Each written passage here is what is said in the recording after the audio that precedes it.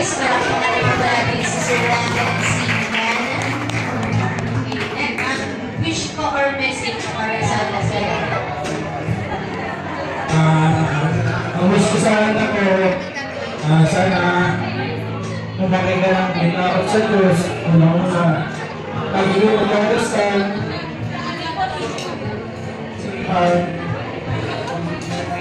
gagawin ko namin lahat para sa inyo, makatapos lang kayo, na hindi magulat sa amin ang mga nyo na nakapag-aaral. Yun lang naman ang pamamahala namin sa inyo, habang nabubuhay kami, at sana huwag magiging maniligaw na landas, natulad ni Papa at Mama. Sana maayos sa buhay nyo, ganda dito, sa mundo dito. Para naman namin sure kung makikin ng may tao sa Diyos, punta sa kakagin, ikaw kayo, para sa inyo naman lang, kahit na mag-ginagawa ng mag-aaral.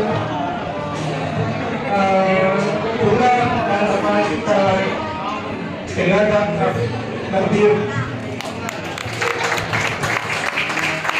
Para sa